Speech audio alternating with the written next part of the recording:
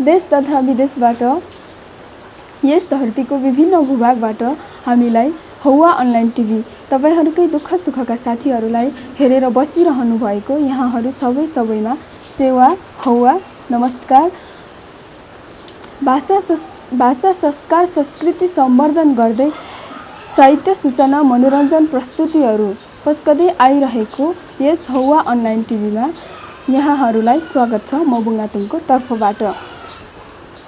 भर्खरै सुरु गरिएको यस हौवा अनलाइन टिभीलाई यहाँहरुले गर्नुभएको माया र सद्भावको लागि हामी आभारी छौं र आगामी दिनमा पनि यस्तै मायाको अपेक्षा गर्दछौं। यहाँहरुको माया बिना साथ बिना हामी अपुरो छौं। यदि हजुरहरुले हौवा अनलाइन टिभी पहिलो चोटि हेर्दै हुनुहुन्छ भने यो टिभी यहाँहरुको आफ्नै हो।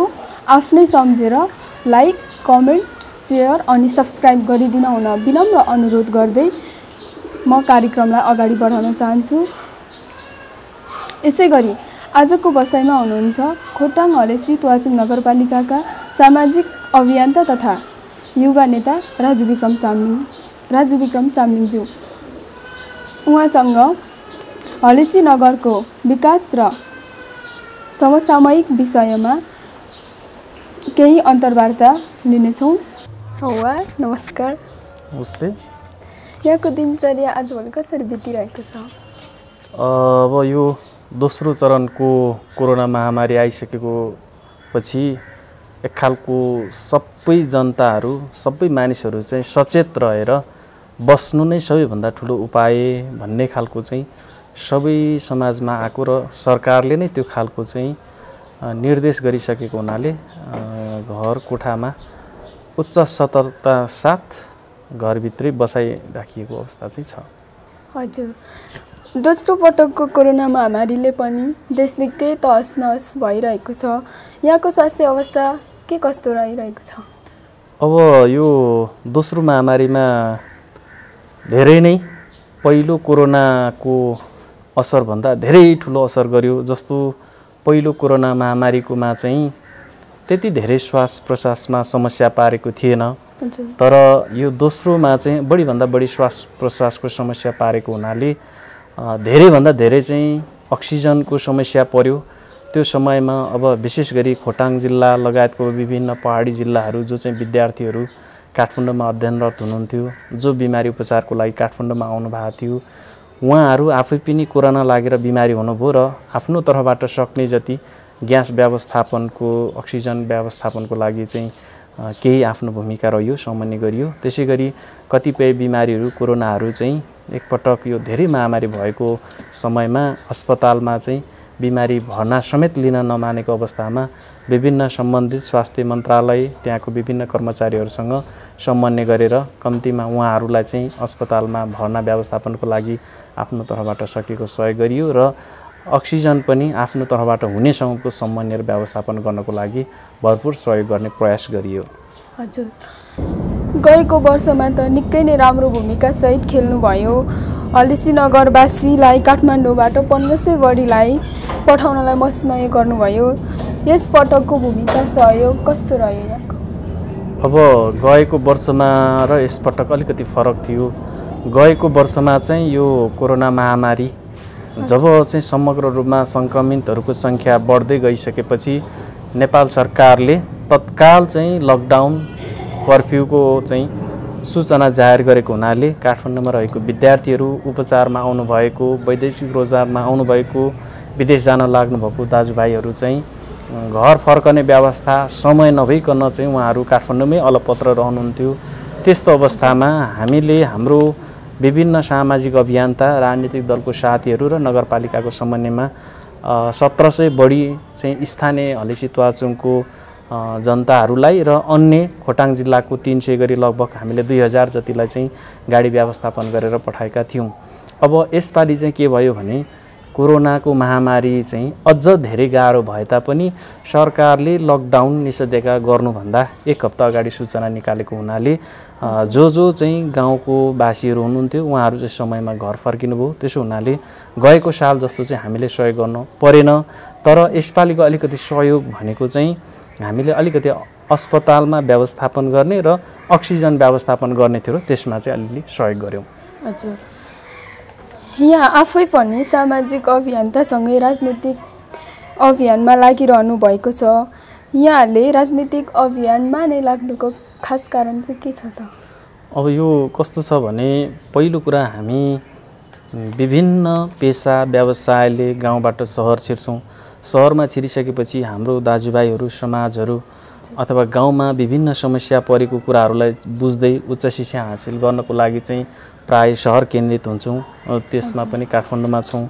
यसमा हामीले आफ्नो तर्फबाट समाजसेवा गर्दै गाउँघरलाई सहयोग गर्ने, आफ्नो समुदायलाई सहयोग गर्ने, आफ्नो भाषा संस्कृतिलाई सहयोग गर्ने उद्देश्यका साथ समाजमा धेरै कुराहरू सहयोग गर्दै आइयो। जस्तो हाम्रो हलेसी तुवाचुङ नगरपालिकामा केही साथीहरूसँग समन्वय गरेर, स्थानीय दाजुभाइहरूसँग समन्वय गरेर त्यहाँ सडक बाटोघाटो, त्यस पछाडि बत्ती बिजुली, विद्यालय व्यवस्थापन र त्यहाँ विद्यालय व्यवस्थापनको लागि केही आर्थिक सहयोग सङ्कलन, बिमारी परेको अस्पतालमा परेको चाहिँ बिमारीहरूलाई आर्थिक सङ्कलन लगायतको धेरै गरियो।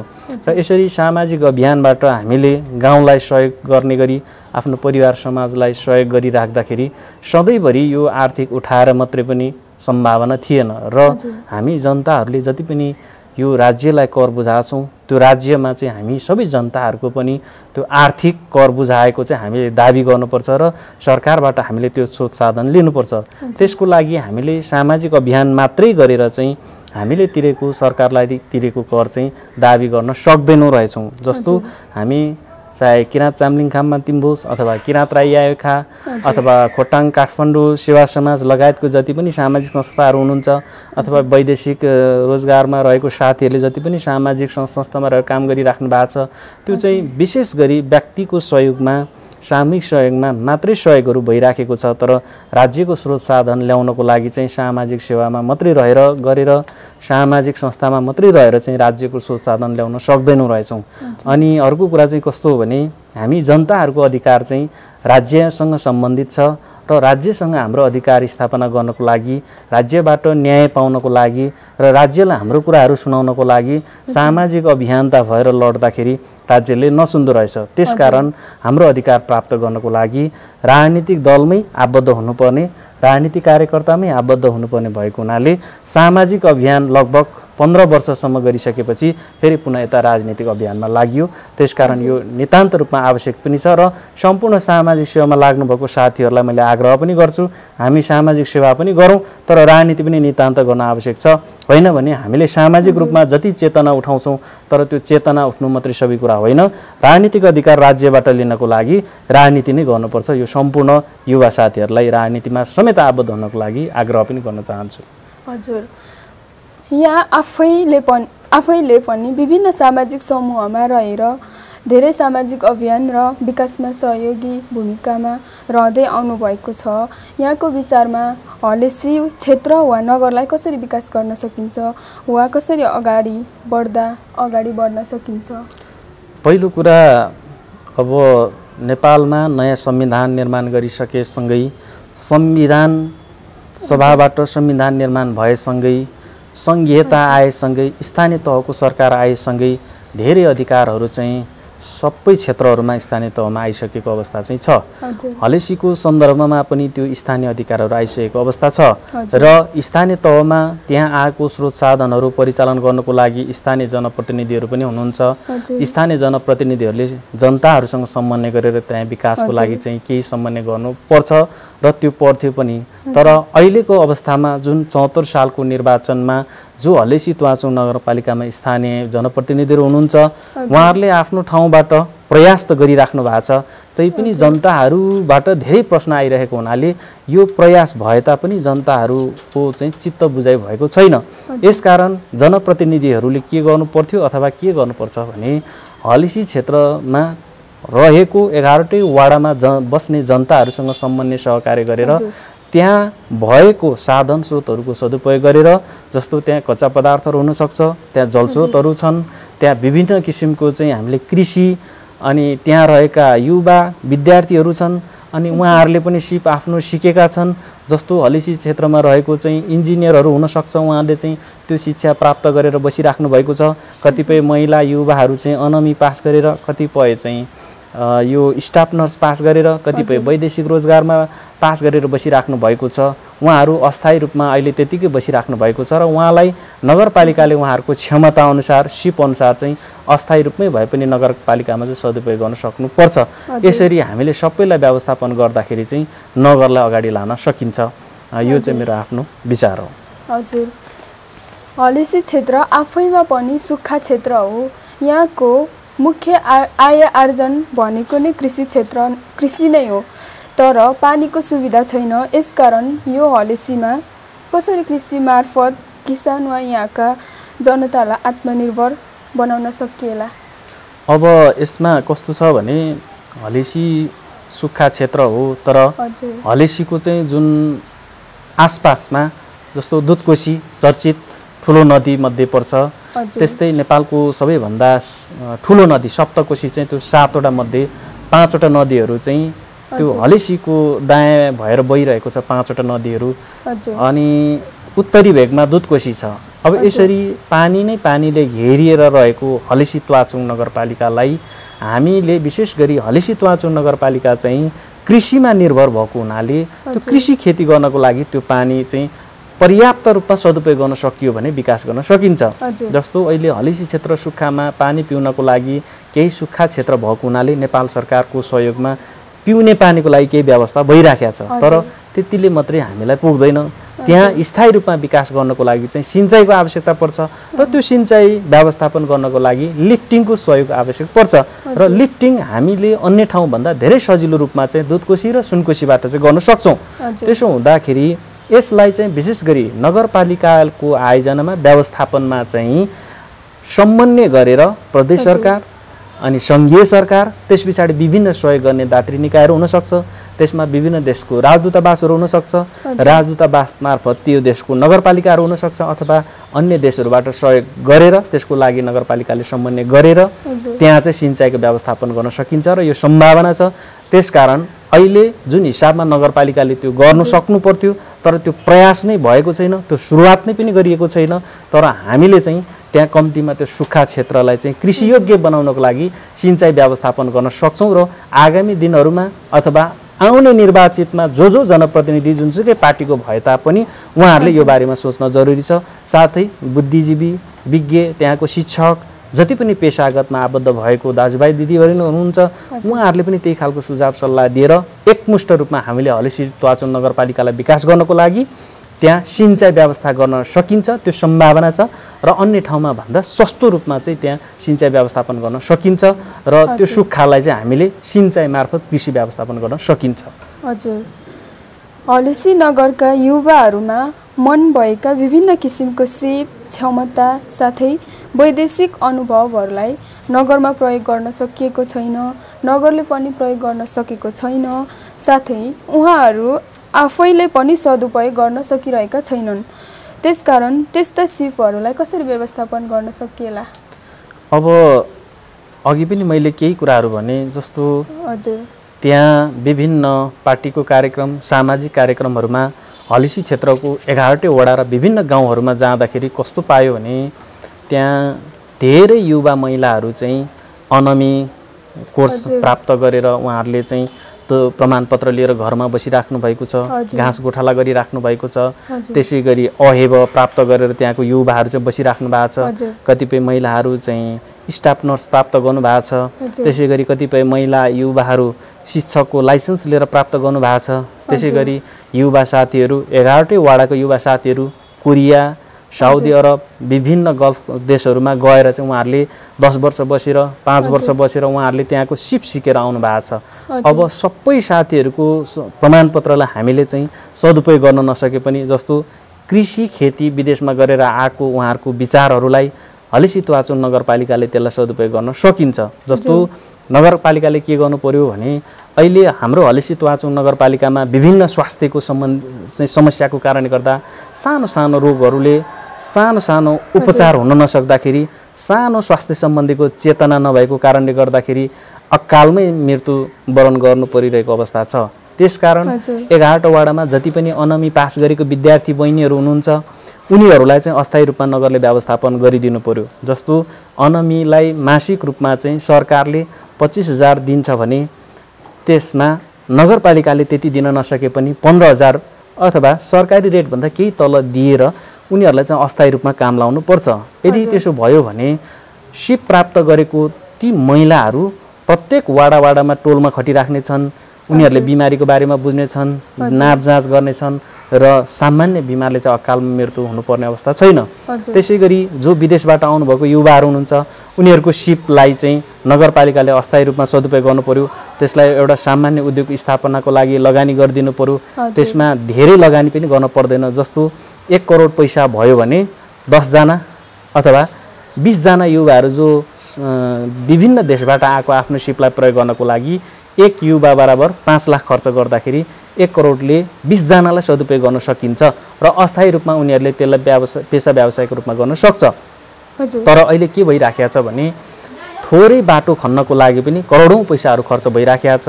त्यो खोला नालामा सामान्य चाहिँ अप्ठ्यारो भएको ठाउँमा करोडौं बजेटहरू खर्च भइरहेछ। यो चाहिँ न त्यहाँ बाटो बन्न सकेको छ, न त्यो बाटोमा बर्खायाममा चाहिँ गाडी गुड्न सक्छ, तर त्यो बाटोमा पैसा त्यसै खर्च भइरहेछ। त्यसकारण त्यहाँको सिपमा त्यहाँको स्थानीय तहमा भएको सिपहरूलाई सदुपयोग गर्नको लागि चाहिँ नगरपालिकाले त्यसलाई व्यवस्थापन गर्नु पर्यो। त्यसकारण के गर्नु पर्यो भने सबै त्यहाँ भएको युवा साथीहरूलाई उनीहरूको क्षमता योग्यता अनुसारको चाहिँ अस्थायी रूपमा व्यवस्थापन गरिदिनु पर्यो। त्यस पछाडि उनीहरू थायी रूपमा पनि उनीहरू चाहिँ अन्य सरकारी क्षेत्रमा लाग्नेछन् र भएको युवाहरूको आफ्नो सिपलाई चाहिँ नगरले नै प्रोत्साहन गरेको खण्डमा चाहिँ युवाहरू पनि आफै आफ चाहिँ आफ्नो क्षमतालाई प्रदर्शन गर्नको लागि अगाडि बढ्नेछ र त्यहाँको युवा स्वरोजगार पनि व्यवस्थापन गरिनेछ। उनीहरूले लिएको सिपलाई पनि सदुपयोग गर्न सकिनेछ र उनीहरूमा पनि आत्मबल हुनेछ। यो चाहिँ एक खालको नयाँ नमुनाको सुरुवात पनि हुनेछ। यसको लागि नगरले पहल गर्नु पर्दछ। हजुर, संविधानको कार्यान्वयनसँगै 2074मा स्थानीय तहको निर्वाचन भएपछि स्थानीय तहहरूमा जनप्रतिनिधिहरू छन्। उहाँहरूले पनि काम त गरि नै रहनु भएको छ होइन, तर पनि जनताहरू सन्तुष्ट भएको पाइन्न नि। अब यसमा कस्तो छ भने अब हाम्रो हलिसी तुवाचुङ नगरपालिकामा 11वटा वाडाहरू छन्। 11 जना वाडाध्यक्ष हुन्छन्। प्रत्येक वाडामा 25 देखि 30 लाख अथवा 40 लाखसम्म मात्रै बजेटहरू विनियोजन गरिएको छ। लगभग 50 देखि 60 करोड वार्षिक बजेट चाहिँ हाम्रो हलिसी तुवाचुङ नगरपालिकामा आउँछ।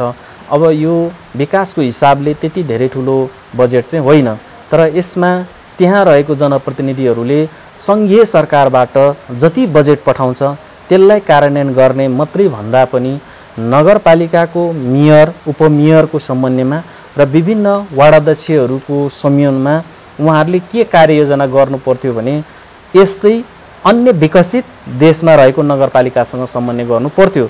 जस्तो कतिपय नगरपालिकाहरूमा हाम्रै देशको नगरपालिकाहरूले पनि विभिन्न थाइल्यान्ड, कोरिया, अमेरिका अनि त्यस पछाडि चाइनाको नगरपालिकाहरूसँग समन्वय गरेर एक देश र अर्को देशको भिजिट कार्यक्रम राखेका छन्।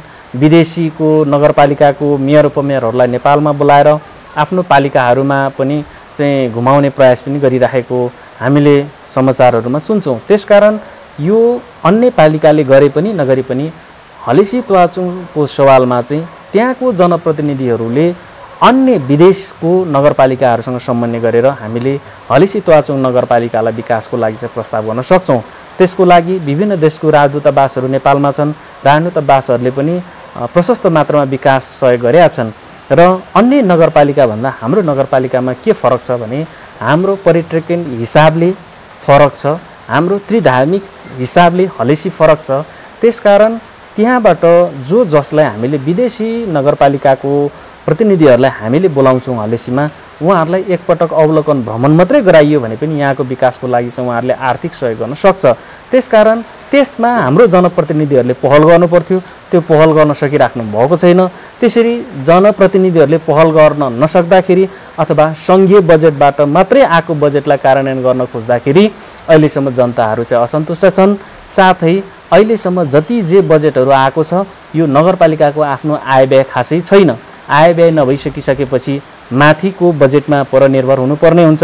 माथिको बजेटलाई मात्रै परनिर्भर हुँदाखेरि विकास हुन सक्दैन र उहाँहरूको 5 वर्षे कार्यकालमा 4 वर्षे कार्यकाल सकि पनि सक्यो। अब 1 वर्ष कार्यकालमा खासै विकासको सम्भावना पनि देखिँदैन। कम्तीमा 5 वर्षको समय भनेको चाहिँ सङ्घीय सरकारको उदाहरणहरू हेर्दाखेरि पनि 6 देखि 9 महिने सरकारमा अगाडिको सरकारहरूको उदाहरण हेर्दाखेरि कुनै पनि सरकारले 9 महिनामा अथवा चाहिँ 9 महिनाको कार्यकालमा राम्रो काम गर्न सकिन्छ भन्ने खालको उदाहरण पनि सङ्घीय सरकारले दिएको हुनाले हलेसी तुवाचुङ नगरपालिकाको सवालमा 4 वर्ष बिताइसकेको अवस्थामा पनि यो हलेसी तुवाचुङ नगरपालिकाले गरेको काम यो उदाहरणीय छ भन्ने खालको चाहिँ अहिलेसम्म उहाँले स्थापित गर्न सक्नु भएको छैन। बाँकी रहेको 1 वर्षमा पनि खासै त्यो सम्भावना देखिँदैन र जुन राम्रो कामको थालनी गर्नुपर्ने थियो त्यो नगरपालिकाबाट गर्न सकिएको छैन। त्यसकारण जनताहरू अलिकति नगरपालिकाबाट विकासमा सन्तुष्ट छैन, यो स्वाभाविक हो। हजुर, बजेट त हरेक वर्ष नगरमा ओडाहरूमा आएका छन्, तर जनताहरू त्यति साह्रै विकासको मामिलामा सन्तुष्ट भएको पाइन्न। यहाँलाई के लाग्छ? अब यो भन्दा अगाडिको प्रश्नमा पनि मैले धेरै जसो कुराहरू राखिसकेँ। यसमा नगरपालिकाले गर्नुपर्ने भूमिकामा धेरै नै कमजोरी छ। हुन त नेपालको राजनीति अस्थायी सरकार अनि स्थानीय तहको सरकार र प्रदेश र सङ्घीय सरकार बीच समन्वय कम हुँदाखेरि पनि त्यसमा अलिकति बजेटहरू कम हुन सक्छ। तर अघि मैले भने कि नगरपालिकाले प्रदेश र सङ्घीय सरकारसँग समन्वय गर्नको लागि सम्भव नभएको अवस्थामा कम्तीमा वैदेशिक सहयोगी संस्था निकायहरू, त्यसमा संयुक्त राष्ट्र सङ्घ UNDP हुनसक्छ, त्यसमा जाइका, कोइका लगायतको विभिन्न जापानी संस्थाहरूले अब जस्तो हाम्रो खोटाङ जिल्लाकै कतिपय गाविसहरूमा, पहिलाको गाविस अहिलेको वडाहरूमा काम गरिराख्नु भएको छ। सोलु जिल्ला लगायतको ओखलढुङ्गा जिल्लाहरूमा विभिन्नमा अन्तर्राष्ट्रिय संस्थाहरूले सहयोग गरिराख्नु भएको छ। त्यसमा चाहिँ हाम्रो नगरपालिकाले पनि त्यसको लागि प्रस्ताव गरेको भए सङ्घ र प्रदेशभन्दा फरकबाट चाहिँ बजेट ल्याउन सक्नुहुन्थ्यो र त्यसलाई हामीले कार्यान्वयन गर्न सक्थ्यौँ। त्यसकारण पनि जनताले चाहेको जति चाहिँ बजेट नगरपालिकामा पनि छैन र नगरपालिकाले समन्वय गरेर पनि ल्याउन सकेका छैन। त्यसकारण जनताको आशा अनुसार चाहिँ कार्यक्रम बजेट हुन नसकेको हुनाले उहाँहरू नगरपालिकाप्रति खासै सन्तुष्ट भएको चाहिँ पाइन्न। हजुर, यहाँको विचारमा कुन हिसाबमा जननिर्वाचितहरूले योजना बनाउँदा यो नगरको विकास तीव्र गतिमा जाने सम्भावना देख्नुहुन्छ? अब यो कस्तो छ भने संरचनाको हिसाबले 11वटा वाडाहरू छ। अब 11वटा वाडालाई प्रत्येक वर्ष 40-50 देखि 60 करोड बजेट आइसकेको हुनाले त्यो बजेटलाई पनि राम्रो रूपमा कार्यान्वयन गर्नको लागि चाहिँ खासै छलफल गरिएको चाहिँ देखिँदैन। एउटा सामान्य हिसाबले वाडा जनप्रतिनिधिहरूलाई केही एउटा फर्मेट, बजेटको फर्मेटको लागि तल पठाइएको छ। त्यसमा वाडाले सदस्यहरूलाई चाहिँ टोलटोलमा एउटा छलफलको लागि चाहिँ पठाइएको छ र गाउँमा फेरि थोरै बजेटमा धेरै माग गर्ने हुनाले कुन कुन विकासीय बजेट छान्ने भन्ने कुरा चाहिँ वाडा अध्यक्षलाई पनि गाह्रो छ, नगरपालिकालाई पनि गाह्रो छ। तर के गर्नु पर्थ्यो भने जुन जुन वाडाहरूमा चाहिँ वाडा अध्यक्षहरूले जित्नु भएको छ, कम्तीमा 2 दिन उहाँहरू जनप्रतिनिधि हुनु बित्तिकै कम्तीमा 11 जना वाडा अध्यक्षले 11वटा वाडामा बसेर जनप्रतिनिधि, त्यहाँको समाजसेवीहरू, त्यहाँको शिक्षक, त्यहाँको चाहिँ विभिन्न समुदायहरू, पिछाडा वर्ग, कृषकहरूसँग बसेर 5 वर्षमा आफ्नो वाडाले के काम गर्न सक्छ र के गर्न सकिन्छ भन्ने खालको चाहिँ कार्ययोजना बनाउनु पर्थ्यो। यसरी 11वटा वाडाले 2 दिन बसेर बनाएको कार्ययोजना फेरि नगरपालिकाले बैठक सञ्चालन गरेर 11वटै वाडाको सबै जनप्रतिनिधि र सदस्यहरू, मेयर उपमेयर लगायतको उहाँहरू बसेर 5 दिने चाहिँ एउटा छलफल कार्यशाला गरेर 11 वडाबाट 2 दिनमा छलफल गरेर ल्याएको 5 वर्षीय कार्ययोजनालाई फेरि नगरपालिकाले चाहिँ 5 वर्षीय योजना कार्यलाई चाहिँ बनाउनु पर्थ्यो। यसरी 5 वर्षीय योजना कार्ययोजना बनाउँदाखेरि के हुन्थ्यो भने एउटा 5 वर्षीय रणनीति बन्थ्यो। 5 वर्ष रणनीति बन्दाखेरि त्यो 2 दिन गरेर छलफल बनाएको मध्ये पनि जनताको मागहरू कुन कुन हो, जनताको आवश्यकताहरू के हो, त्यो आवश्यकतालाई कसरी पूर्ति गर्न सकिन्छ भन्ने खालको पनि त्यो छलफलबाट रणनीति आउनु पर्थ्यो। त्यसकारण मैले अघि भने जस्तो यदि 5 वर्षीय कार्ययोजना चाहिँ वाडाको प्रत्येक वाडाको आफ्नो 5 वर्षीय कार्ययोजना अनि नगरपालिकाको 5 वर्षीय योजना बनेको थियो र आएको प्रत्येक वर्षबाट चाहिँ प्राथमिकताको आधारमा त्यसलाई दिएको भए अलिकति चाहिँ कार्ययोजनाहरू राम्रो बन्ने थियो। त्यसै गरी 5 वर्षीय चाहिँ योजनाको रणनीतिक योजना बनिसकेपछि चाहिँ त्यो योजनालाई प्रस्तावको रूपमा प्रदेश सरकारमा, सङ्घीय सरकारमा, विभिन्न दात्री निकायहरूमा, अन्तर्राष्ट्रिय संस्थाहरूमा, अन्तर्राष्ट्रिय सरकारमा, अन्तर्राष्ट्रिय नगरपालिका, महानगरपालिकामा चाहिँ हामीले त्यो पेश गर्न सकिन्थ्यो र त्यसलाई चाहिँ सफल बनाउन सकिन्थ्यो। तर यसमा नगरपालिकाले खासै 5 वर्षीय कार्ययोजना पनि बनाउन सफल भएन। वार्षिक कार्ययोजना त बनाउनुहुन्छ, तर त्यो वार्षिक कार्ययोजना चाहिँ कस्तो खालको बन्ने भयो भने पञ्चायत कालमा कर्मचारीहरूले एउटा तयार गरेको फर्म्याट छ, त्यही फर्म्याटलाई अहिले आएको कर्मचारीहरूले त्यसैमा चाहिँ भर्ने काम गर्नुभएको छ र नगरपालिकाको मेयर, उपमेयर लगायत सबै जनप्रतिनिधिहरूले चाहिँ त्यही फर्म्याटमा केही तलमाथि शब्द राखेर, केही बजेटको चाहिँ भोलम राखेर त्यसैलाई वार्षिक कार्ययोजना बनाउनुहुन्छ। यसकारण खासै जनप्रतिनिधिहरूले नयाँ कार्ययोजना, रणनीति नल्याउनु भएको कारणले गर्दाखेरि यो कार्ययोजना पनि पुरानै छ। पुरानै कार्ययोजना अनुसारको बजेट पनि छैन, बजेट पनि ल्याउन सक्नु भएको छैन। त्यस कारणले गर्दाखेरि चाहिँ यो अलिकति गर्नुपर्ने जति स्थानीय तहले विकास गर्न सकेको छैन। यसमा रणनीतिक कार्ययोजना र छलफलमा चाहिँ कमजोरी रहेको कारणले गर्दा हो र यो नितान्त रूपमा गर्न आवश्यक छ। हजुर, पछिल्लो समयमा यहाँहरू पनि आबद्ध भएको होलेसुङ समूहमा केही फरक मतहरू भएको स्ट्याटसहरू आएको होलेसुङ गढीलाई संरक्षण गर्नको लागि उक्त स्थानमा खेल मैदान वा खुल्ला सङ्ग्रहालय निर्माण गर्ने भन्ने बारेमा सामाजिक सञ्जालहरूमा छरपस्ती भएको पाइयो। यसमा यहाँको विचार के छ? अब यस्तो यो विषय निकै अलिकति चर्चाको विषय आयो सामाजिक सञ्जालहरूमा।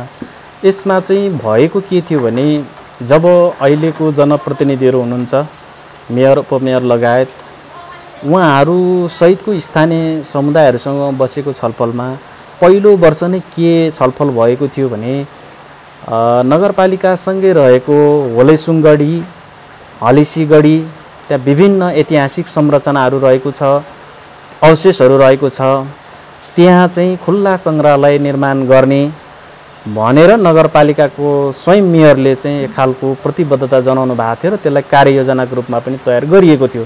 त्यसै गरी हलेसी त्वाचुङ नगरपालिकाले र मेयरको समन्वयमा नै र मेयरले एकजना चाहिँ प्राविधिकको रूपमा त्यो क्षेत्रमा चाहिँ होलेसुङ गढी निर्माण गर्ने, जसको लागि चाहिँ खुल्ला सङ्ग्रहालय निर्माण गर्ने। खुल्ला सङ्ग्रहालय भनेको चाहिँ कस्तो भन्दाखेरि त्यहाँ होलेसुङ राजाको सबैभन्दा ठुलो प्रतिमा स्थापना गर्ने, होलेसुङ राजाको सैनिक र पृथ्वीनारायण शाहको सैनिक एक आपसमा लडाइँ गरिरहेको प्रतिमा मूर्ति, जहाँ चाहिँ 15 देखि 20 अथवा 25 जना चाहिँ एक आपसमा लडिरहेको प्रतिमा, बन्दुक बोकिरहेको चाहिँ त्यो बनाउने। अनि त्यो क्षेत्रमा चाहिँ माइती चेलीहरू नाचिरहेको साकिलाको प्रतिमूर्ति त्यसमा चाहिँ निर्माण गर्ने। त्यसै गरी 3 चुला किराँतीहरूको चाहिँ विशेष र त्यसलाई पुर्खाको रूपमा स्थापित गर्नको लागि 3 चुलालाई पहिलेदेखि मान्ने हुनाले त्यहाँ 3 चुलाको निर्माण गर्ने लगायत त्यहाँ रहेको पहिलाको अवशेषहरू जे छ त्यसलाई उल्लेख गर्ने खालको चाहिँ खुल्ला सङ्ग्रहालय निर्माण गर्ने भन्ने हिसाबले डिपिआर पनि तयार गरिएको थियो। यसको सम्बन्धित नगरपालिका आफैले गर्नुभएको थियो र स्थानीयहरूसँग छलफल गरेर यो योजना तयार गर्नुभएको थियो। तर यसरी गरिसकेको निर्णयलाई फेरि नगरपालिकाको त्यहाँको कार्यसमितिले वैशाख 19 गते 78 त्यही स्थानमा फुटबल मैदान निर्माण गर्ने भनेर निर्णय गर्नुभएछ।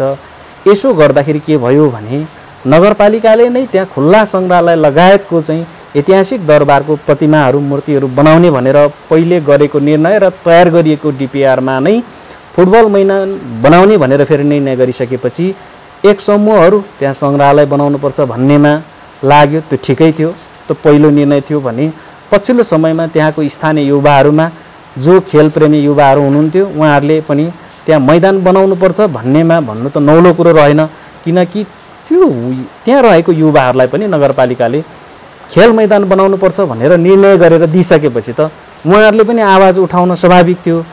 यसरी हेर्दाखेरि जसरी दुई समूह बिचमा एक खालको वाद विवाद जस्तो सामाजिक सञ्जालमा देखिन्छ, वास्तवमा ती समूहहरू बिचमा वाद विवाद भएको भन्दा पनि नगरपालिकाले जानी जानी विवाद उत्पन्न गराउने कारण चाहिँ गरे हो। त्यसकारण नगरपालिकाले एउटै ठाउँमा दुईटा निर्णय गरिदिएको कारणले गर्दाखेरि यो सामाजिक सञ्जालहरूमा अलिकति विवाद आए जस्तो छ।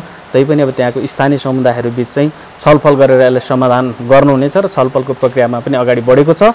यो कुनै स्थानीय दुईटा समूहबीच विवाद भएको पनि होइन, नगरपालिकाले एउटै ठाउँलाई दुईटा निर्णय गरेको हुनाले यो एक खालको विवाद जस्तो चाहिँ देखिएको हो।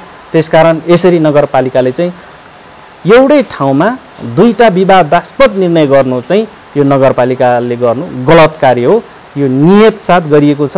यो समुदाय बिचमा चाहिँ एक आपसमा सामाजिक सञ्जालमा चाहिँ अलिकति भड्काउने काम भएको छ। तर यसलाई ठुलो इस्युको रूपमा नल्याएर स्थानीयवासीहरूले फेरि पुनः छलफल गरेर सरसल्लाह गरेर अगाडि जानुपर्छ, त्यसलाई त्यही भन्ने लाग्छ। हजुर, हलिसीलाई समग्र विकास गर्न कसको भूमिका रहन्छ? अब त्यहाँ रहने विशेष गरी त्यहाँ विभिन्न विद्वान वर्गहरू हुनुहुन्छ, पेसा व्यवसायले आफ्नो क्षेत्रमा बौद्धिक वर्गहरू हुनुहुन्छ। हामीले विद्वान भन्दा पढे लेखेर पिएचडी गरेकोलाई मात्रै भन्दैनौँ। हलिसी क्षेत्र आफैमा कृषि क्षेत्र हो, जो कृषि क्षेत्रमा जन्मिसकेपछि 50 वर्ष 60 वर्ष 70 वर्ष 80 वर्षसम्म कृषि पेसामा उहाँहरू चाहिँ लाग्नु भएको छ। उहाँहरू कृषि सम्बन्धीको विज्ञ हुनुहुन्छ, जो त्यो ठाउँमा घाँस गोठाला गरेर वर्षौँ वर्ष बिताउनु भएको छ।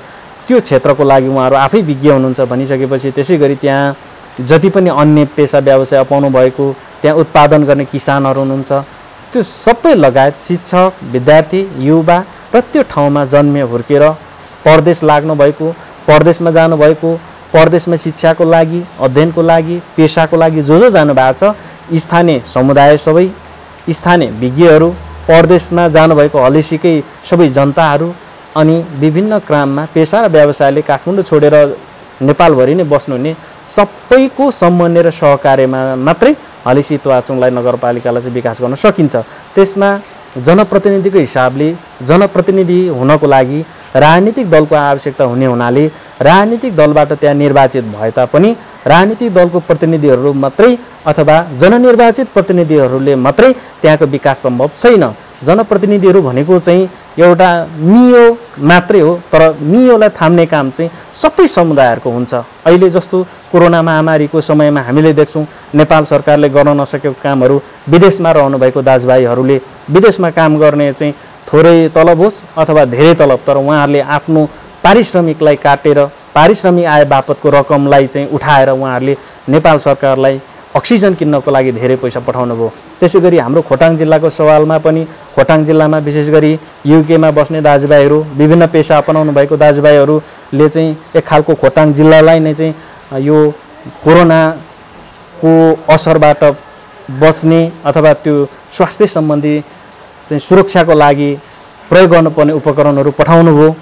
अनि लगायत विभिन्न भनौँ न युके लगायत हङकङ अमेरिका गल्फ कन्ट्रीहरू सबै देशहरूबाट चाहिँ उहाँहरूले सहयोग गर्नुभएको छ। त्यसै गरी विशेष गरी वाडाको हिसाबले हेर्ने हो भने दिक्तिलद्रुपाकोट मजुवागढीको वाडा नम्बर 12 चाहिँ जाल्पामा चाहिँ त्यहाँको स्थानीय समुदायहरू जो चाहिँ विभिन्न देश विदेशमा रहेको दाजुभाइ तथा दिदीबहिनीहरूले आर्थिक सङ्कलन गरेर त्यहाँ चाहिँ स्वास्थ्य अभियान नै चलाउनु भएर अहिले सबैभन्दा बढी हाम्रो 79 वाडाहरू मध्ये जाल्पा वाडामा चाहिँ निःशुल्क रूपमा त्यहाँको वाडाध्यक्षको समन्वय र त्यहाँको विज्ञहरू त्यहाँको शिक्षकहरूको पहलमा चाहिँ त्यहाँ निःशुल्क रूपमा स्वास्थ्य परीक्षण गरियो, निःशुल्क रूपमा औषधि वितरण गरियो, निःशुल्क रूपमा अक्सिजन वितरण गर्नुभयो। यसो गर्दाखेरि यसरी बाहिर बस्ने दाजुभाइ तथा दिदीबहिनीहरूले सहयोग गर्दाखेरि देशलाई सहयोग गरेर यो अवस्थासम्म बचाउनको लागि सहयोग भयो।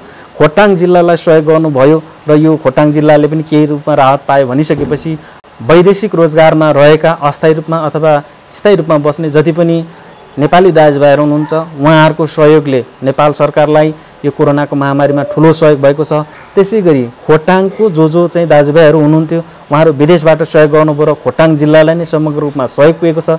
त्यसै गरी हलिसी तुवाचुङ नगरपालिकालाई आगामी दिनहरूमा विकास गर्नको लागि पनि विशेष त वैदेशिक रोजगारमा रहनुभएको स्थायी अस्थायी रूपमा विदेशमा रहनुहुने हलिसी तुवाचुङको नगरपालिकाको दाजुभाइ दिदीबहिनीहरू सबै क्षेत्रमा लागिराख्नु भएको छ। उहाँहरूको सहयोग चाहिन्छ र स्थानीय तहमा बस्ने सम्पूर्णको त अझ सहभागिता चाहिने नै हो। त्यसो हुँदा नगरपालिकामा बस्ने सबै क्षेत्रको व्यवसायी शिक्षक कृषक स्वास्थ्य लगायतको जति पनि हुनुहुन्छ उहाँहरूको अनि हलिसी तुवाचुङ नगरपालिकाको जो दाजुभाइहरू चाहिँ हलिसी नगरपालिकाभन्दा बाहिर रहनुहुने नेपालभित्र रहनुहुने सबैको सहकार्यमा सहयोगमा र समन्वयमा मात्रै हलेसी तुवाचुङ नगरपालिका चाहिँ विकास गर्न सम्भव हुन्छ र समन्वय पनि गर्न आवश्यक छ। यसको विशेष भूमिका चाहिँ नगरपालिकाले खेल्न जरुरी हुन्छ। हजुर, हलेसी त्रिधार्मिक स्थल हो। यो आफैमा पनि पर्यटकीय स्थल तथा तीर्थस्थल हो, तर पनि यहाँको जनताहरूले त्यति धेरै लाभ उठाउन सकिरहेको छैन।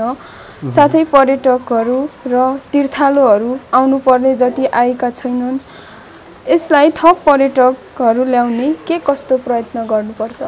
अब हामीले हलेसीलाई चाहिँ अन्य क्षेत्रभन्दा पर्यटनको हिसाबले फरक रूपमा र तीर्थस्थलको हिसाबले फरक रूपमा लिन जरुरी छ। जस्तो हलेसी तुवाचुङ जस्तो एउटै स्थानमा विभिन्न धार्मिक आस्थाको धरोहर भएका जनता समुदायले एकै ठाउँमा चाहिँ त्यसरी संयुक्त रूपमा सहकार्य गरेर बस्न सक्ने अवस्था छैन। कतिपय ठाउँहरूमा हिन्दू र बौद्धको सम्मिश्रण सहितको तीर्थस्थलहरू पर्यटकीय स्थलहरू होला, तर हलेसीमा चाहिँ 3वटा समुदायहरूको त्रिधार्मिक स्थल छ। त्यसकारण यो अलिकति फरक छ। तर पनि यो हलेसीको पर्यटनलाई, यो हलेसीको ऐतिहासिक स्थललाई, यो हलेसीको त्रिधार्मिक स्थललाई यहाँको हामी स्थानीयवासी, यहाँको हामी विज्ञ शिक्षक अथवा सबै पेसाको व्यवसायीहरूले यहाँको यो विशेष मौलिक पहिचानलाई हामीले बेच्न सकिराखेका छैनौँ, प्रचार प्रसार गर्न सकिया छैनौँ। यहाँको चाहिँ जति पनि प्राकृतिक रूपमा वरदानको रूपमा रहेको यो ऐतिहासिक स्थललाई हामीले अन्य जनता सामु पुर्याउन सकेका छैनौँ। साथै पछिल्लो समयमा यसको बढीभन्दा बढी चाहिँ प्रचार प्रसार गर्ने, पर्यटकहरू भित्र्याउने व्यवस्थापनको जिम्मा चाहिँ नगरपालिकाले गर्नुपर्छ र केही रूपमा गरिराख्नु भएको छ, तर जुन हिसाबमा हुनुपर्ने हो त्यति रूपमा भएको छैन। जस्तो पाथिभारा मन्दिर चर्चित नै मानिन्छ, यो ताप्लेजुङ जिल्लामा पर्छ। यो हलेसीमा आउनुभन्दा अथवा हलेसीको तीर्थधार्मिक स्थलमा आएर जानुभन्दा पाथिभारामा जानलाई चाहिँ डबलभन्दा पनि बढी खर्च पर्छ काठमाडौँबाट डिस्टेन्सले हेर्दाखेरि। त्यसो हुँदाखेरि हलेसी आउनलाई पनि सजिलो, जानलाई पनि सजिलो, बस्ने व्यवस्था पनि पाथिभाराभन्दा चाहिँ धेरै हिसाबले सजिलो छ। तर पाथिभारामा 15 लाखदेखि 20 लाख वार्षिक पर्यटकहरू जान्छन्, तर हाम्रो हलेसीमा 5 लाखभन्दा बढी जान सकेका छैन। यसमा स्थानीय समुदायहरूको पनि केही कमजोरी होला, स्थानीय व्यवसायहरू होटल व्यवसायको पनि केही व्यवस्थापन कमजोरी रह्यो होला, तर पूर्ण रूपमा सबैको अभिभावक भनेको चाहिँ नगरपालिका भएको हुनाले, नगरपालिकाको भूमिका कम भएको हुनाले अहिलेसम्म हामीले कम्तीमा वार्षिक रूपमा 15 लाख नभए 20 देखि 25 लाख पर्यटक आउने जाने वातावरण बनाउनु पर्ने ठाउँमा 5 लाखभन्दा चाहिँ बढी भइरहेको छैन। त्यो पनि हामीले त्यसलाई चाहिँ प्रमोसन गरेको भन्दा पनि पुरानो ऐतिहासिक स्थलको रूपमा सुनेर, पढेर र भिजुअल हेरेर आउने चाहिँ पर्यटकहरू र तीर्थालुहरू भएको हुनाले त्यतिसम्म आउनु भएको छ। तर यदि हामीले त्यहाँको चाहिँ विशेषतालाई चाहिँ बाहिर ल्याउन सक्यो भने, प्रचार प्रसार गर्न सक्यो भने, नगरले त्यो खालको व्यवस्थापन गर्न सक्यो भने त्यसलाई चाहिँ वार्षिक रूपमा 15 लाखभन्दा बढी तीर्थालुहरूलाई ल्याउन सकिन्छ र यसलाई हामीले व्यवस्थापन गरिएको छैन। त्यसै गरी त्यहाँ आउने पर्यटक यात्री तीर्थालुहरूबाट बारम्बार हामीले चाहिँ टिप्पणीहरू सुन्न परिरहेको अवस्था छ। जस्तो हलेसीमा जुन हिसाबमा आर्थिक लिइन्छ, आर्थिक लिए जतिको चाहिँ होटल व्यवस्थापन भएन भन्ने खालको चाहिँ तीर्थालुहरूबाट प्रतिक्रिया आइराखेको छ। अथवा त्यही नजिक नजिकको होटलमा केही हुनुपर्ने खर्च, लाग्नुपर्ने व्यवस्थापन खर्चहरूभन्दा तलमाथि भइराखेको, आफ्नो किसिमले चाहिँ त्यो आर्थिक व्यवस्थापनहरूमा तलमाथि हुने गरेको भन्ने खालको टिप्पणी आइरहेको छ। यसलाई त्यहाँको हलेसी तुवाचुङ नगरपालिकाको होटल व्यवसायी सङ्घले त्यसलाई व्यवस्थापन गर्नु पर्यो, त्यसलाई कार्यान्वयन गर्ने जिम्मा नगरपालिकाले लिनु पर्यो, अथवा नगरपालिका र हलेसी तुवाचुङ नगरपालिकाको होटल व्यवसायी बीच बसेर उहाँहरूसँग भएको अनुभवलाई अन्य क्षेत्रमा जाने पर्यटकहरू कसरी अन्य ठाउँको होटल व्यवसायीले चाहिँ व्यवस्थापन गर्न सकेको छ, कसरी प्रचार प्रसारमा स्थानीय सरकारसँग मिलेर गर्न सकेको छ काम, त्यो अनुभवलाई साटासाट गरेर एक खालको चाहिँ प्रचारात्मक पनि हुने, व्यवस्था पनि गर्न सकिने र पर्यटनहरूलाई आकर्षक रूपमा तान्न सकिने खालको योजना बनाएर अगाडि बढ्नुपर्छ। त्यसपछि मात्रै हलेसीबाट हामीले चाहिँ पर्याप्त रूपमा पर्यटकहरूलाई व्यवस्थापन गर्दै, सेवा गर्दै हामी पनि रोजगारी हुन सक्छौँ र स्वरोजगारको पनि स्थापना गर्न सक्छौँ। जति गर्नुपर्ने त्यो अहिलेसम्म हुनिरहेको अवस्था चाहिँ छैन। यसमा सर्वप्रथम नगरपालिकाको समन्वय कमजोरी भइराखेको छ। त्यस पछाडि हामी स्थानीयहरूको पनि केही हुनुपर्ने र गर्नुपर्ने जति चाहिँ हाम्रो पनि त्यहाँ योगदान चाहिँ कम भएको छ। त्यसकारण आगामी दिनहरूमा चाहिँ हामी आफ्नो तर्फबाट त्यसलाई व्यवस्थापन गर्नको लागि चाहिँ अगाडि बढ्न जरुरी छ। अनि मात्रै हलेसीलाई हामीले चाहिँ पर्यटन प्रवर्धन तीर्थयात्राको एउटा फरक परिस्थितिलाई चाहिँ प्रमोसन गर्दै हामीले स्वरोजगारको पनि स्थापना गर्न सक्छौँ र पर्यटनहरूबाट हामीले सेवा सुविधा बापत केही रूपमा आर्थिक पनि लाभ गर्न सक्छौँ। हजुर, कार्यक्रमको अन्तमा आइसकेका छौँ। हलेसी नगरमा अन्य आय स्रोतहरू पर्यटन प्रवर्धन के हुन सक्लान्? अब हलेसी तुवाचुङ त्रिधार्मिक स्थल आफैमा भइसकेको हुनाले त्यहाँ कतिपय पर्यटकहरू हेलिकप्टरबाट आउनुहुन्छ, कतिपय गाडीबाट आउनुहुन्छ। हेलिकप्टरबाट आउने पर्यटकहरू 2-3 घन्टा बसेर जाने गर्नुहुन्छ, गाडीबाट आउने पर्यटकहरू एक रात बसेर जानुहुन्छ। तर त्यहाँको भौगोलिक बनावट भनेको चाहिँ 1 घन्टा बसेर जाने, एक रात बसेर जाने खालको छैन।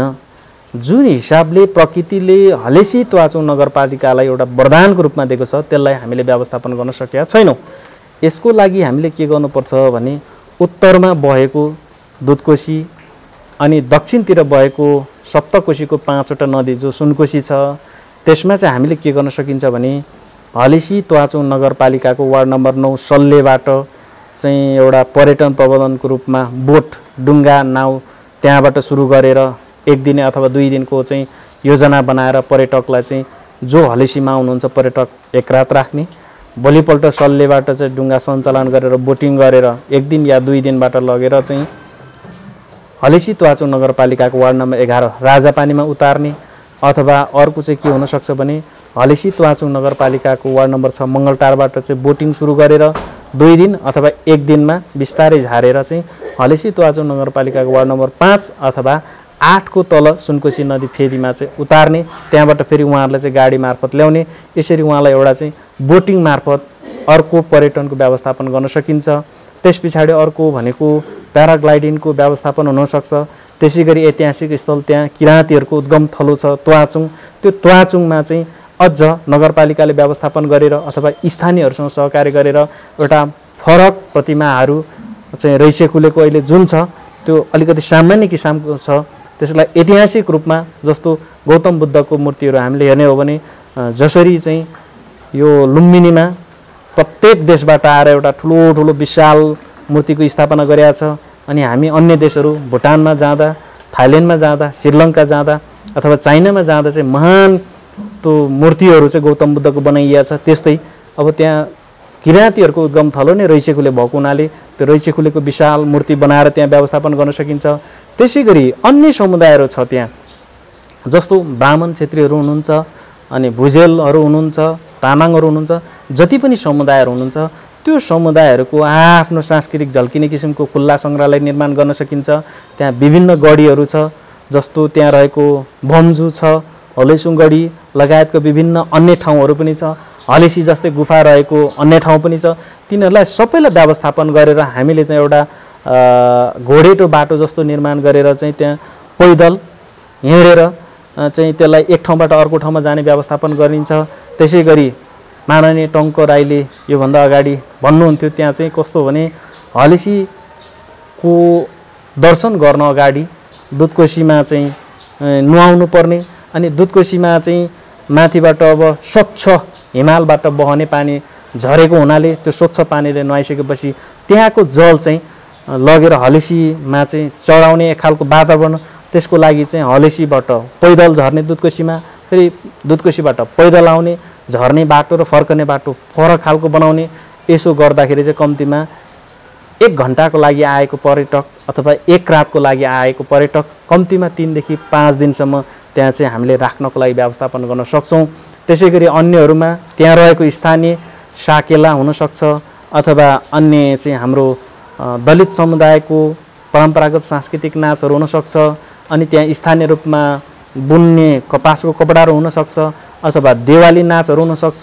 जो पर्यटकहरू आउनुहुन्छ उहाँहरूलाई चाहिँ राति अथवा दिउँसो मनोरञ्जनको लागि चाहिँ त्यो व्यवस्थापन सांस्कृतिक रूपमा मनोरञ्जन दिने व्यवस्थापन गर्न सकियो भने यसले 2 तरिकाबाट फाइदा गर्छ। एउटा पर्यटन प्रवर्धन गर्ने भयो, अर्को चाहिँ पर्यटकहरूलाई मनोरञ्जन हुने हो भने, अर्को चाहिँ पर्यटकहरू मार्फत केही रूपमा त्यसलाई शुल्क लिएर आर्थिक पनि उपार्जन गर्न सकिन्छ। र सबैभन्दा मुख्य कुरा फाइदा भनेको चाहिँ जुन जुन हिसाबले सांस्कृतिक ऐतिहासिक स्थलहरूको हामीले त्यहाँ निर्माण गर्छौँ त्यो ऐतिहासिक सम्पदाको रूपमा हुनेछ।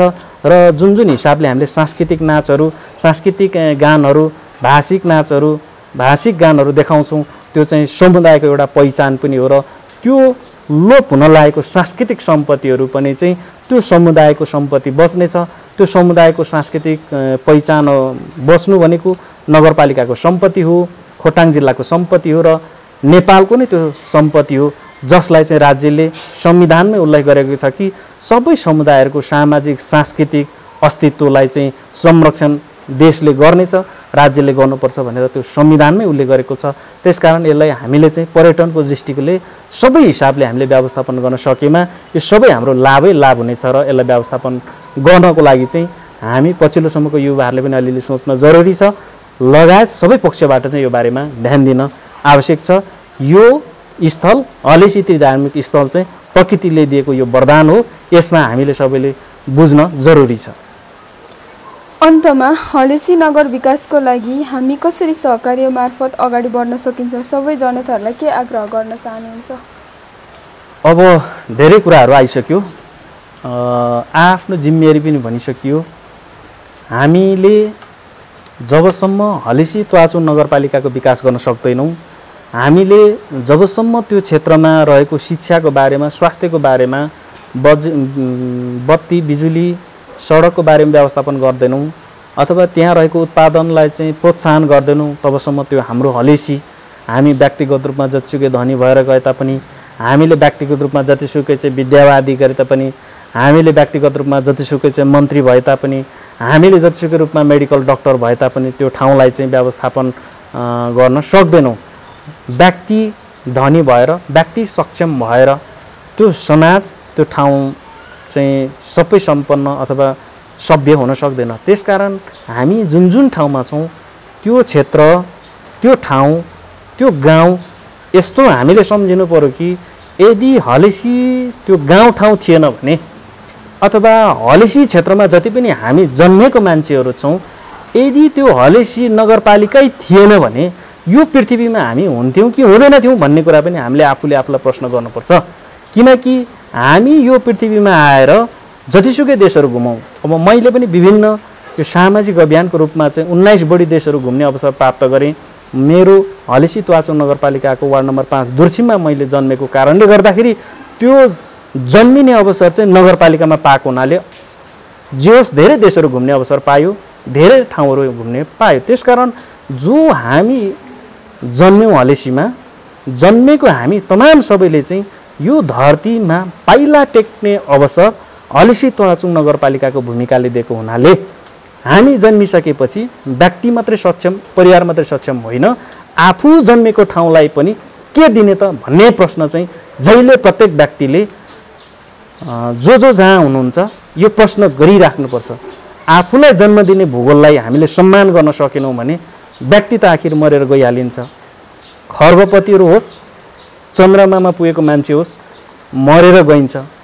बाँचिन्जेलसम्म 2-4वटा केही अवसरहरू पाइन्छ होला, तर त्यो केही पनि होइन, मरेर लाने केही होइन। तर हामीले यो जन्ममा त्यो ठाउँबाट जन्म प्राप्त गरिसकेपछि त्यो ठाउँको लागि पनि केही गर्नुपर्छ भन्ने खालको चाहिँ जहिले हामीले आफूले आफूलाई प्रश्न गरियो भने त्यही प्रश्नबाट हामीले केही गर्न सक्छौँ र त्यसको लागि सबैको भूमिका आफ्नो रहन्छ र आफ्नो सक्ने क्षमताबाट सम्बन्धेर योगदान गर्नुपर्छ। सबैलाई यो चाहिँ म भित्र हृदयदेखि आग्रह गर्न चाहन्छु। यहाँको व्यस्तताको समयको बावजुद पनि हाम्रो निमन्त्रणालाई स्वीकारेर यहाँसम्म आइदिनु भयो। हजुरलाई धेरै धेरै धन्यवाद। यहाँको दिन शुभ रहोस्। अब यहाँहरूले पनि यो आफूलाई लागेको कुराहरू, आफ्नो मनमा भएको कुराहरू, आफ्नो गाउँ समाजको लागि, विशेष गरी आफू जन्मेको नगरपालिकाको लागि र त्यहाँ सम्बन्ध गरेर केही जानको लागि आफ्नो विचारहरू, नितान्त यो व्यक्तिगत विचारहरू यो सबै कार्यान्वयन हुन पनि सक्छ, नहुन पनि सक्छ, तर योजना आफैमा सुरुवात हो। त्यसकारण आफूलाई लागेको विचारहरू यहाँको हौवा अनलाइन चाहिँ टिभी मार्फत प्रचार प्रसार गर्ने, एक आपसमा सेयरिङ गर्ने, आदान प्रदान गर्ने अवसर जुराइदिनु भयो। यसको लागि हौवा टेलिभिजनलाई धन्यवाद दिन चाहन्छु र आगामी दिनहरूमा पनि यहाँहरूको तर्फबाट हौवा अनलाइनले जसरी समाजमा चेतना फैलाउने काम गरिराख्नु भएको छ यसरी यहाँहरूले गर्नुभएको योगदान यो पनि एउटा चाहिँ हलेसी तुवाचुङ नगरपालिका मात्रै होइन यो नेपाल विकास गर्नको लागि खोटाङ विकास गर्नको लागि र हलेसी तुवाचुङ नगरपालिका विकास गर्नको लागि पनि मिडिया क्षेत्र नै पहिलो कुरा हो जहाँ जे काम भइराखेको छ त्यसले समग्र रूपमा चाहिँ जनता माझ ल्याउने काम गर्छ विचार माझ्ने काम गर्छ समुदायहरूमा आदान प्रदान गर्ने काम गर्छ यहाँहरूले थाल्नु भएको यो गतिलो इतिहास यहाँहरूले गर्नुभएको यो योगदान हलेसी तुवाचुङ नगरपालिका र समग्र देशमा एउटा इँटा थप्ने काम भएको छ र यसले समग्र रूपमा विकास गर्नको लागि सबैलाई टेवा पुगेको छ आगामी दिनहरूमा थप समन्वय गर्दै अगाडि बढ्न पाऊँ र यो समय व्यवस्थापन गरिदिनु भएकोमा यहाँहरूलाई पनि धन्यवाद दिन चाहन्छु नमस्ते खोटाङ हलेसी तुवाचुङ नगरपालिकाका सामाजिक अभियन्ता तथा युवा नेता राजु विक्रम चामलिङज्यूसँग केही कुराकानी गरेका छौँ यहाँहरूलाई लागेको कुरा प्रतिक्रिया दिनुहोला र आजको कार्यक्रम यहीँ अन्त्य गर्दै यहाँहरूलाई लागेको केही कुरा कमेन्टहरू गरिदिनुहोला र लाइक शेयर अनि सब्स्क्राइब पनि गरिदिनुहोला भन्दै आजलाई छुट्टौँ सेवा नमस्ते बाई बाई